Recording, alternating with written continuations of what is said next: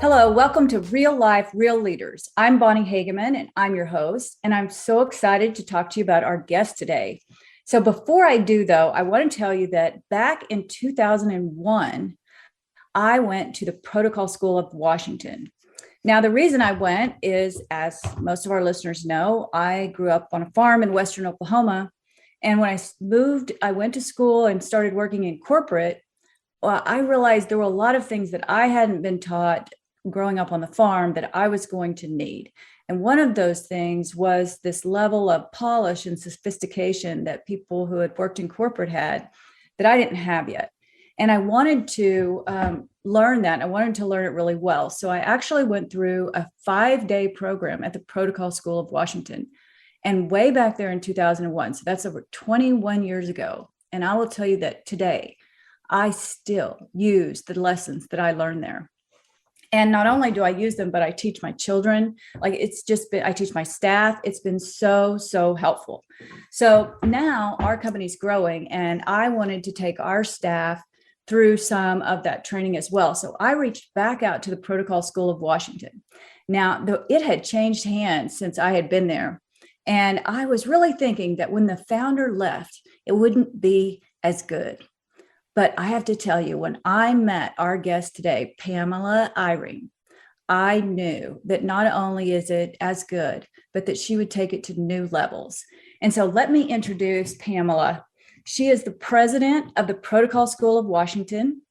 The Protocol School of Washington is accredited by the ACCET, the Accrediting Council for Continuing Education and Training. It focuses on international protocol, business, etiquette, communication skills training, and more. And she has 3 decades of public and private sector experience in operational protocol and educational development. And just to tell you, like one of the things I didn't know when I went there is that like the protocol officer is a person who goes ahead of an individual and works, clears the path for them. So let's say the president of the United States, for example, would always have a protocol officer with him. Or when I was there, we got to hear the protocol officer for Colin Powell, one of our 4-star generals. And so Pamela, they at the Protocol School of Washington, they teach that, and they teach the whole business etiquette, dining, all of that. And before she actually became the president, she was the chief of protocol at the Wright-Patterson Air Force Base. She was the first civilian ever to hold that position. And she was there. She planned and directed military, government, international, civic ceremonies, conferences, special events, and presidential visits. So she has dealt with some of the upper echelon of the world status. And I just want to welcome Pamela to our show today. Pamela, thank you for being on the program. Wow, thank you, Bonnie. What a nice introduction. I feel special. You are special. You're so special. So I was so thrilled to meet you because I just knew with talking to you just for a few minutes that you were really going to take this school even to new levels, and that you had that level of sophistication that it needed to be the next owner. So I was super glad to meet you and glad to hear about your expertise and background. Well, thank you, Bonnie. For me, I applaud you. I mean, you recognized that, growing up on a farm, that you weren't exposed to some of the corporate ways of life, and you invested in yourself. And look at you now. I mean, business owner, helping other women get on boards. I mean, incredible work you've been doing. And so, Real Women, Real Lives. I love your podcast, and I really thank you for inviting me. Thank you. Yes, I honestly, there's no way I could have done the things that I've done, like putting together the network that we have for the women on boards, had I not been through that program. There's just no way, because, many of them are been to Ivy League schools. They've had all of that polish and training, and I would have never had the confidence to be able to do it. So, I did some work years ago at Lockheed Martin. We had a career and assessment center there for 7 years. Excuse me. And while I was there, I remember them talking about corporate charm school. And, it's funny, but, there really were dining events where people had no clue how to behave. And, I was just so thankful that I had that. And I really hope that our listeners will not only like pick up some ideas here and learn from you as a leader, but also I really hope that they will check out your school, because it is something that I think any professional would benefit from. Thank you. Oh, we don't know what we don't know, right, Bonnie? No. When I went, and I went I was a few years before you in the 90s when I was the chief of protocol. And I'll tell you, I didn't know what I didn't know. And I was thankful I didn't get fired because handling international groups and heads of state can be very delicate. And so I was very fortunate to have that exposure. Yes, I would imagine that's an intense job. It was, right? It was. Yes, I'm sure it was. So tell us a little bit about you and your career. Like, how did you get there? Like, I want to hear how you were pretty high level there, and of course you're high level now. So how did you get to this path? Tell us about where did you grow up, and, what made you choose the direction you went in? Well, it's just like many other women. You worked for it. We earned it, right? And I think what started was I started working for the Air Force as a civilian employee when I was 18 years old, fresh out of high school. And, I needed to work, and I also wanted to go to school. So I started to go to school at night. But it was like one of my best moments being hired at 18 years old and, feeling like a puppy. The learning, the Air Force and the military is so rich in customs and courtesies. And so my father was prior enlisted and retired.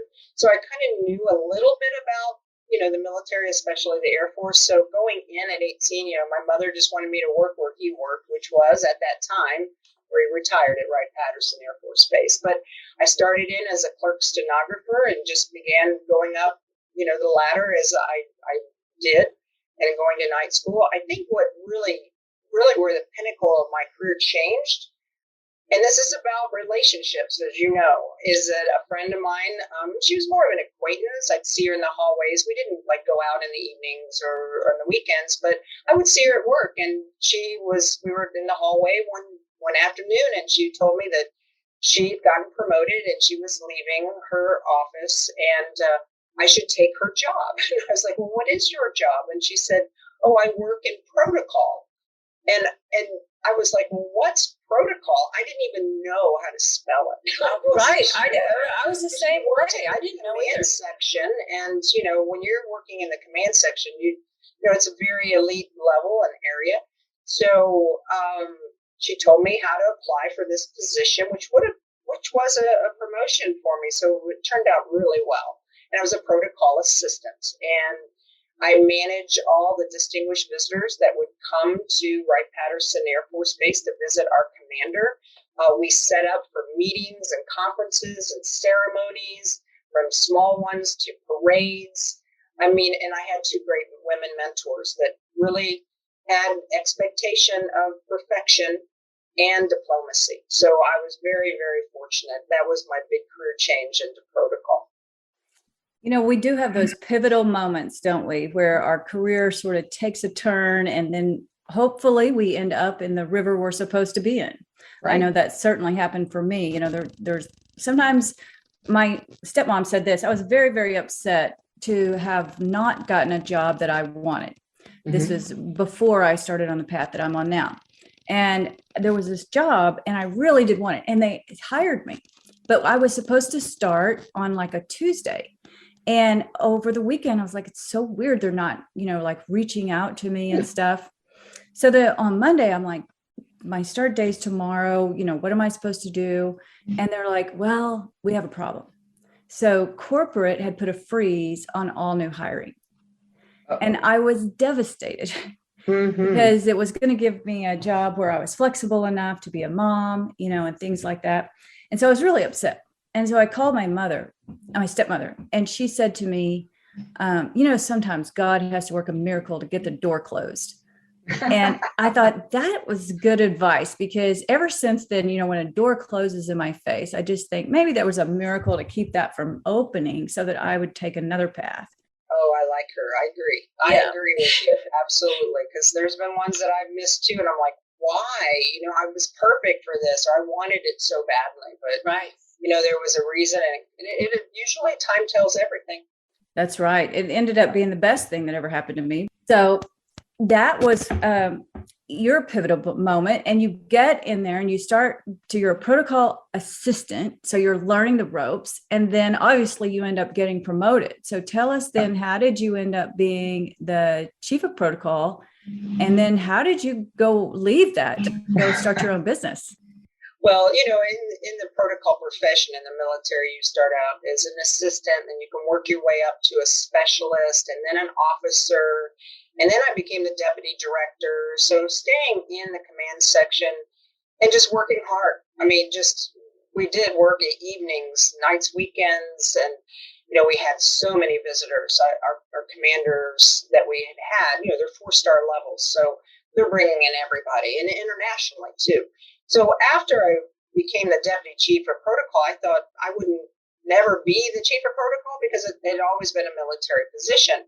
But the commander at the time was interviewing because my boss, the chief of protocol, was retiring. And he couldn't find anyone with experience. This was a profession, what they call additional duties or duty assignment. So it's not a career path necessarily for a military person. So he considered and did change the position from a military slot into a civilian slot, which is a little crazy because when you apply, so I'm already as the deputy, but they'll pull a list of who's qualified, and of course I made the list, and I just remember him calling me in his office and asking me if I wanted to be his chief of protocol, and I remember saying, these are 4-star. I'm like, oh sir, just give me the opportunity, et cetera. And he goes, no, that's not what I asked you. He said, do you want to be my chief of protocol? I said, yes, sir. And he's like, all right, we'll see how it goes in civilian personnel. And I did get the position. That so I stayed there. Yeah, it was just, listen. But intimidating. I'm sure that would be intimidating. Yes, this was General Basilio. He was a big Texan man. I mean, big guy. You're like, oh, of course. Yeah. But he had a heart for people. Very intelligent. All of them are. I mean, when you get to that level. But I always say that. I say the same thing. It's like I have people say, are those people, are they pretty smart? I'm like, yes. They're all very, very literally smart. Rocket scientists, literally. Yes, exactly. It was awesome. And so I spent 7 years as the chief of protocol. I had a staff on the good days. We had 15. Both military and civilians that I supervised, and big events, heads of state visits. It was really a rewarding profession, but you can't get burnt out. I mean, working those nights and weekends, I had 2 small children. I was trying to still go to school. And I tell you, I think I moved, and so I lateraled into education training because I love training. I'd been to the protocol school in Washington. I went through their certificate program on the Train the Trainer, which at that time was corporate etiquette and international protocol, the one that you went to as well. And I was enjoying teaching on the side internally for squadron commanders or spouse programs, or the GM-15s, when they were being groomed to become SESs. So the senior executive service members is what they are equivalent to. Yeah, thank you. Yeah, thought about acronyms, right? But I'll tell you that changed, gave me that education, training, and executive development learning that I needed. And so I spent 3 years there, Bonnie, and then Dorothea Johnson, our founder, we always kept in touch. She'd ask me some protocol questions, what's happening now and how are they doing precedents, etc. Whatever she needed, and I would assist her. And then she told me that she was going to sell the school. And I thought, wait a minute. I mean, I'd reached the pinnacle of my career without more further education, and unless I wanted to go to the Pentagon. And at that time, with the kids and my husband's job, it didn't make sense for me to do that. So I asked her if she would consider me, and she said, Pamela, I never thought you'd leave the government. And I said, I wouldn't, Dorothea, except for this opportunity. So this is where courage comes into play. Absolutely. Here I am, 23 years and 40 years old, not eligible to retire yet. But went home to my engineer husband. And I say that fondly because, he's analytical, very analytical, and I'm not. I'm like, I want to buy the Protocol School of Washington, resign from my career at Wright-Patterson, and go in debt. And I want to start this business, build. I can imagine him saying, be very careful what I say next. And this was earlier on in our marriage. So, it was a moment where but he believed in me. He knew I loved the training aspect of protocol and knew of my experience. And so we worked on it. I built a business plan. He helped me with some of the analytical parts of it, the numbers, to make sure I understood, can we cash flow? Can we, purchase this business and I have a continuous career, or will I be poor? Not meaning that's a great question. He was like, I'm not ready to, I can only help so much, but you know what? We did it. And I own the school 100%. I went in for an SBA loan, and because of my credit and my business acumen, we were able to acquire the school, and then I resigned. And, I do miss the military some days. It's a great place to work as far as the family feeling and the relationships and connections and resources. But I would never change anything. I mean, it was the right decision for me. And having, the courage to do it, I think back like, wow, I wish I had more of that courage today. And I do, but I'm a little more hesitant as I wasn't as much then. But, thoughtful, calculated, changing your career status. Yeah, I've found the same thing, that I've always been one to sort of jump in and figure it out later. And, now more and more people depend on you. And the more people who depend on you, the more thoughtful you become about making these decisions, because they impact people. We have to be careful about that. That's right, Bonnie. Today's podcast is brought to you by EDA, a human capital firm that provides leadership development for your top of the house executives. One of our services is succession planning. The reason companies need succession planning is because the quality of a leadership team is a key differentiator for every organization. It's not about forcing anyone to leave their position or retire.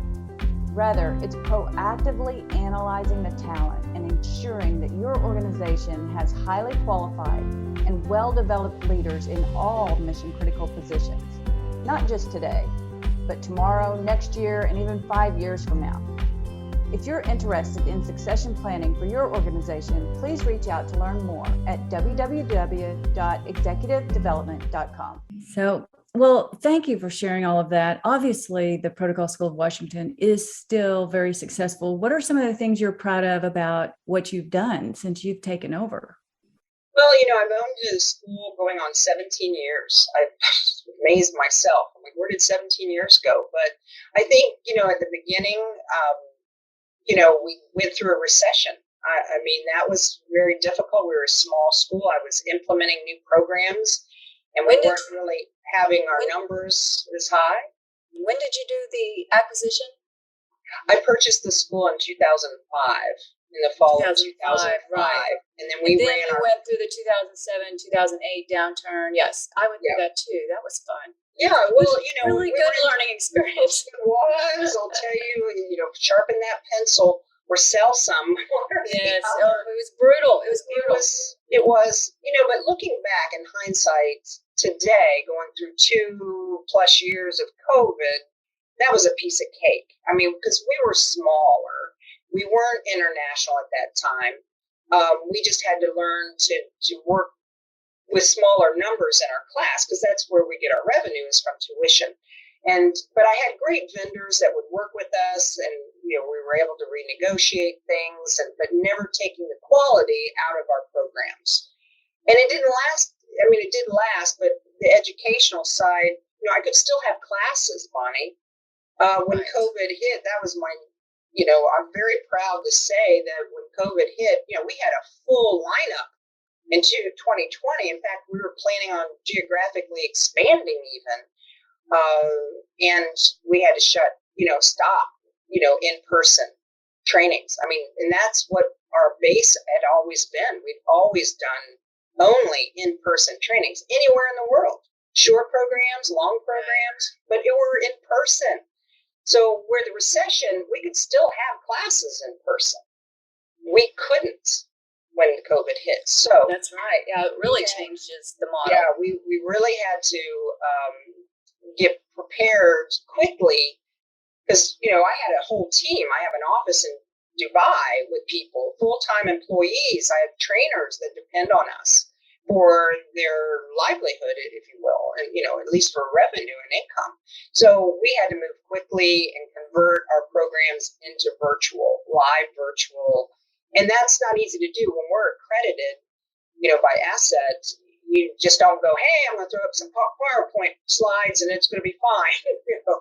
We had to instructionally redesign all our materials with a group, an instructional institution that could help us be more, be very, the highest quality online virtual training.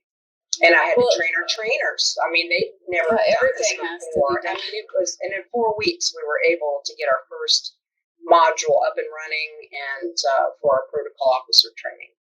That's wonderful. One of the things I've always liked about the Protocol School of Washington is the quality.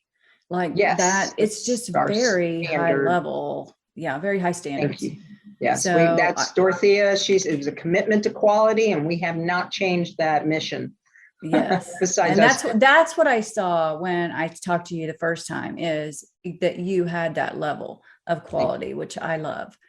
And so, so you've made it through the recession. I do know also that you've expanded your international reach as well, since you've come on. But, this program is called Real Life, Real Leaders, because we want to talk about, you look like you have got it all together. Like you've been with all these amazing career people, and you yourself have had amazing career. But behind the scenes, leaders go through things that are very difficult. And we're dealing with those things while we're trying to put on this really strong face and everything for everybody else. And so we like to talk here. I always say, let's get real. Tell us about one of the harder things that you've been through in your career, whether it's personal or business, that you were having to deal with and put on your game face for everybody else. But inside, you're having to deal with this. So can you tell us about, times that have been hard for you, especially maybe one of your hardest? I think in the career side, just getting through life challenges as far as economics, economical, geographical expansions and stuff, it's tough. But nothing is tough as losing a child. And in 2015, I lost my son to suicide. And, and I was in Saudi Arabia at the time, getting ready to conduct a program. I had just arrived there. Oh my goodness. And I think, there's nothing that could be worse than, and you hear parents say this all the time, it's out of the order. We're supposed to go first. You're supposed to take care of us, and we're supposed to watch them grow and become, family, and extended family, and all their career aspirations reached, etc. So, my son was 20 years old. He had struggled with bipolar since he was young. And so all this great career stuff that I talk about at Wright-Patterson and buying the school, I was also dealing with his mental illness and disorders. And I think my mother was God sent. I had the best, she passed away in 2020, but she was the best mother and grandmother and I know there's others that say that, but she was mine. And she helped me so much emotionally, mentally, always hounding me to get rest, get sleep. Why don't you I'll watch the kids and you go get some sleep. I mean, she was always concerned, but she was also very proud of me. And I think that was probably, and it still is, the hardest thing. I mean, it's been 6.5 years, but I tell you what, it can pull your heart will never be the same. It changes, suicide especially, changes I mean, it affects everyone that knew that person or knew of the parent, for instance, or the parents or siblings. And, our daughter was 17 at the time. And Jacob was at Clemson University and going through medicine changes. Unfortunately, being prescribed medications by a clinician that should not have been handling a major mood disorder like bipolar. She was not a psychiatrist, and we didn't know that. But it's in hindsight, I'll just say this, Bonnie. I have to look for the good in life, that I was fortunate to have Jacob for almost 21 years, still up, and that's the price we pay for love, is grief. And grief is vicious. There is no order to it. It rolls like waves, tidal waves, tsunami to little calm waves. And, looking at the positives of, I had him for that long to love. And so did our family. And in that short period of time, he did so much. He had amazing relationships with friends that still stay in touch with us and come over. I went to one's wedding, Josh's wedding, this past fall, and he made him an honorary best man. I mean, the emotions, of course, they fluctuate constantly, but I'll tell you, I've had to do my mindset to stay out of those dark places and be productive by volunteering. One thing Jacob was a tissue donor, and he he donated over 350 what they call donations. And so hundreds of people have benefited from his tissue donations. In fact, one I was able to meet just a couple years ago before COVID, who's a Vietnam veteran. He lives in Texas. He was exposed to Agent Orange when he was in the Navy. And he had sent me a letter after he had this major ankle foot surgery, where he couldn't walk. And his doctor said, this is all we can do now, is to replace the ligaments and tissue, etc., to help you strengthen so that you can walk again. And it works. And we've become fast friends. He's family now. I tell him that is right.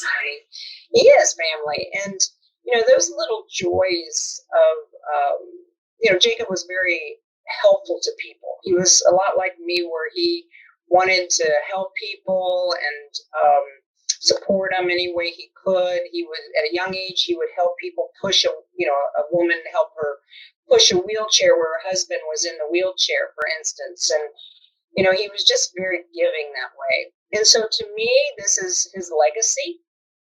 So I look for those kind of things, Bonnie, to help me get through grief and be thankful that I had him for that long.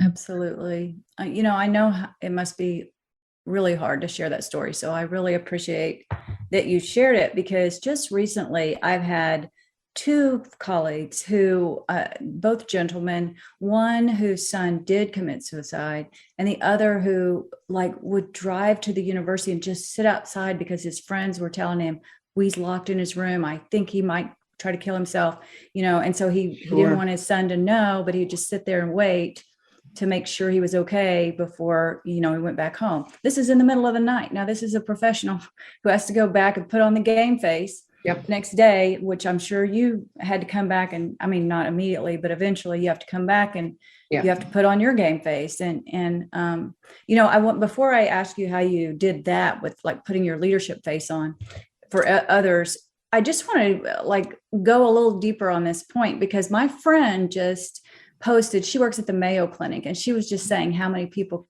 can benefit from this donation, from organ and tissue donation. And I thought it was 80 or something, but you're saying it's 300. So that's even more. Well, Jacob died too quickly before they could get donation of organs, for instance. So when you look at organ donation, someone, you can give up to, I think it's around 8 to 9 organs even. But then there's also tissue, as I mentioned, which was bone, knees, and also eyes, that's also a potential too. Now, But just logistic wise, is that on the back of in the US, we have on the back of our license that we can be organ donors. Is the tissue donor there as well? yes, it means Okay, they're both. everything. Yeah, Okay. yeah. So it just depends on when you pass away. What they can take. How much that time? is right. That's right. It's just a matter of time. And there is also some detailed questions that, so my husband, unfortunately, was the one that had to receive the phone call and had to walk him through more of his medical side. I mean, he was healthy physically, very, very healthy. And so, but he had died too quickly for the organ donations. But that's okay. Anything, it just depends on what happens to you, if it's a car accident, et cetera, I think and now I'm on actually the board for Sharing Hope South Carolina. That's the organ procurement organization here.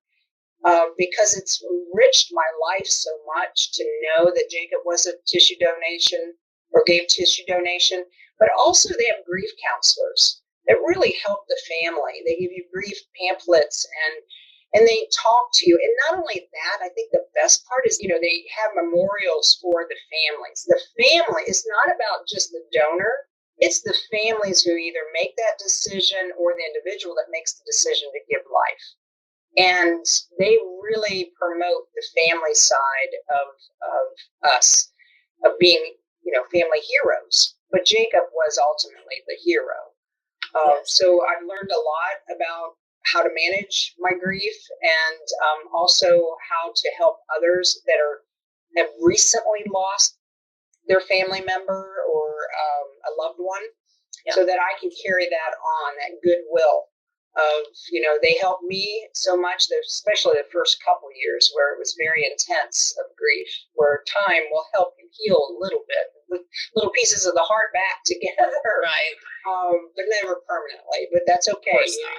Got to take what you can get. But I tell you, it's been a joy to see when they do events that showcase the donors, the donor heroes, and then meeting people that have lost as well. And we stick together. My one friend, Lisa, lost her son 6 weeks. Well, we met at a candlelight service that they held 6 weeks after our sons had died. And her son also died by suicide. And within 1 to 2 days difference. Wow. But now she's my best friend and my donor sister, as I call her. So you have to look for the joy and change your mindset. It doesn't come easy, though, Bonnie. You just really have to change your mindset and look for joy. That is so true. And you're reminding me, I just found a saying which actually helped me personally. And this was, I was on the internet. I read it yesterday. It says, sometimes we need to be reminded to let go of what we thought life would look like. And instead, learn to find tiny appreciations for what is happening around us. Ooh, that's Focusing good. on tiny moments of joy in the present opens the gates to a future of abundant with everything good. I like it. I thought that was so good because it is, we can get really focused on what we thought life was going to be like. And when we do that, we're constantly grieving what's missing. Yeah. But when we The can loss, just try to, absolutely. And it's not like you're ever going to truly fill the gap. That never happens. However, we can appreciate the moments in front of us and just, what's happening right in this moment, what's happening right today. The rain that came yesterday wasn't what I wanted for Easter. It was like raining, snowing in Kansas City. But I was like, but it is a pretty rain. It's like just stop and you hear birds still. You still hear the still birds. hear the birds, and you can just find something. Got to look at it. Put different lenses on. I will say for those leaders and women leaders, especially business owners, I was so caught up in my own grief. I knew my team was coming to me and crying and hugging and supporting me. They had sent out something to all our graduates. And so the cards were coming in and kindness and love. And that helped me get myself off the floor. Yes. But I wish I would have thought about how it impacted them. I mean, I can visually see that. But, suicide or death in general to someone especially a child, they go through grief too. Absolutely. And they're worried, what do I say to Pam? Can I say anything? Do I bring up Jacob's name? So I would recommend, if this happens and if you're a business leader and this happens, not that you would ever lose a child, any one of you out there, but I'm saying if you've lost a loved one, maybe, or a family member, but if they knew them really well, perhaps bring in a grief counselor to talk about it, to help them heal too, because you're going to be caught up in your own, or have your director of ops or chief of staff, etc., put that together, because I think it's, we there's so much misinformation about grief. It's not linear at all. Right. I agree with that. Yeah. That's what I was going to ask you is, just as we wrap up here, just to give some advice. So, we'll go through the list of things that you did to help get through, both for yourself, and then how did you put your game face on and continue leading in spite of your extreme grief? I think one is to talk about it. Talk about what happened. Let people in. Don't try to. I think that's what helped me is my friends. I could call my friend Leah every morning crying for this first several weeks, and she knew I was unstable mentally about what happened, and so she's trying to just listen. Let me get it out. So help be a friend. Open your heart, open your life, even though it hurts you to bring in some of that pain, you can deal with it probably a lot better than they're dealing with it. So friends, definitely read books about grief or positive, for me, I always would pray that I would see my son in dreams, and I would ask for God to send him to me because I needed it. Bonnie, I needed that. But prayers and other people having prayers. And being thankful for those. And don't put pressure on the individual who's lost, to write, I'm big about thank you notes, welcome notes, appreciation notes, but it took me longer. And, here I am, the one that says thank you and whips out a thank you note pretty quick. I couldn't because it was a commitment, but then I did. And then when I did, it was genuinely from my heart that what left I had. And then I would look on Instagram. I know this is crazy, but I was looking for, I love minions, the minions, because they're so happy most of the time. And they're funny, and I needed a smile. And so I would look on Instagram and see those, and then I would save them. And I collected almost a whole year full of them and made a book. So whenever I get kind of down or feeling kind of, sad or just needing a little inspiration, I'll go through some of these, and some of them are not all minions, but quotes, little tidbits of positivity, there's just some really good things that I can just go back and capture and just reread for my own growth, for my own positivity. Yeah, that's wonderful. And you're right. We just have to find sort of comfort where we can. And, if it's on Instagram, that's where it is. So good for you for looking. And let me add, for those that are dealing with mental health issues, either personally, if you're having some, for any of your listeners that are having mental health crisis right now, it could be just temporary because of COVID, or it could be something that is an actual disorder where it might be long term, like Jacob's was not. There was no. You can get into a recovery, but it never goes away. You see, so but there isn't the National Alliance for Mental Illness. They call it NAMI, and there's